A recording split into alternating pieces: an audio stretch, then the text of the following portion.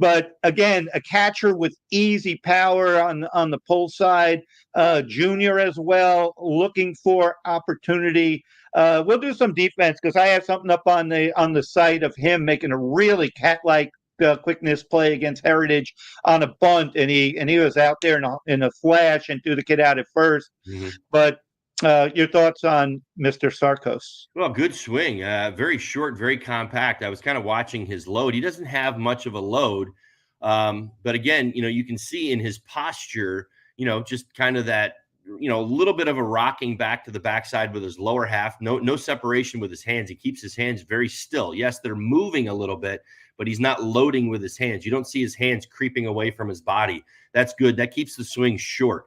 So he load. I was a leg loader, and so I really firmly believed in that, because as I started to deal with more and more velocity, getting into the minor leagues, and then you make your way to the big leagues, you start to realize the longer your swing gets, the more trouble you get in, and that's what I love. That's the first thing that I see right there. The lower half is strong.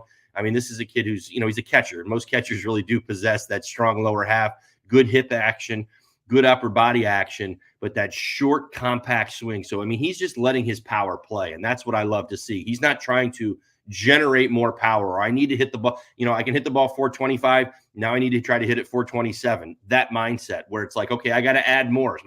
Because when we continue to tell ourselves, I need to add more, I need to be more, we tend to lengthen out our swing, and we tend to swing harder or try to swing harder. And what you end up doing is actually slowing yourself down, and you end up causing problems for yourself. So I love to see kind of his hand action. It's that swing. Like if you don't capture it like you did, Joe, in that short little frame, he's through the zone so fast that you can almost miss the swing, because the swing path is so short to the ball. And that's what you love to see. This is going to produce. He's going to get hits. He's going to put the barrel on the ball an awful lot, because he just takes his hands right to the baseball. He's simplified it. And that's what you love to see. I always talk about that first step, right? Learn how to hit for power. That comes after you learn how to hit consistently. And he has been raised right. I love to see that short, compact swing, which is just taking your hands to the ball. The ball's up in the zone a little bit. He levels off. Boom, quick. Oh, actually, it's up. Shoot, it's at his letters. And he just levels off on that high pitch. And, of course, he's going to drive it over the wall. That's what you do. That's what a level swing will do. You don't have to try to lift the pitch that's up in the zone. All you have to do is be level to it. And if you're on time, the ball's going to go, really, for anybody, whether it's a kid who's 5'9", 150 pounds, or 6'2", 225.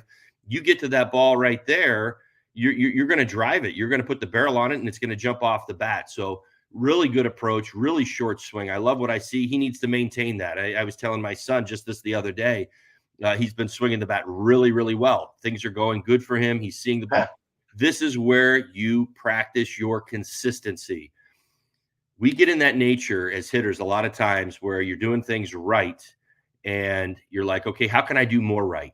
And I kind of just talked about this a few seconds ago, but I'll bring it back up again just because I kind of want to drive home the point. The idea is that when you're in a good spot and you're seeing the ball really, really well, you're actually taking less batting practice. You shouldn't be in the cage for an hour. You shouldn't be doing these things. Your swing's in a good spot. It's about maintenance. It's about maintaining those good thoughts, that good approach, and the consistency of your swing. And that's really where you want to get to, because the more that you're in that zone where it's like, okay, you come in, you take your swings prior to the game, you get yourself ready, then you're ready to go. Then you can just kind of let your mind play the game, let your body, do what it's supposed to do, catch up, let your swing be what it is, and know that you're going to get those good results. That's the happy spot in this game when you're as a hitter, is when you know that you're going to show up to the yard a couple hours before the game, and that you're going to put some good swings on the baseball today. There's no doubt. And that's where I was always trying to get to. And that's where we were always, as big leaguers, trying to get to, even when you were doing this every day, 162 times a year, was riding out those hot streaks, riding out that good, I'm seeing the ball well, it's coming in, short and simple. I would jump in the cage for 5-10 minutes, and then that's it.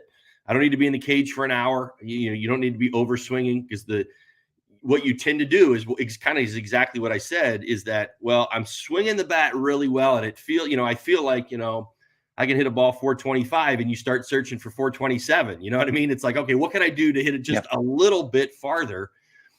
That's kind of a big no-no, and I don't see that in his swing. So I like the approach. I just would love to see him maintain it, keep it ready, and get ready to go, because I I would be willing to bet that swing produces a big season for him.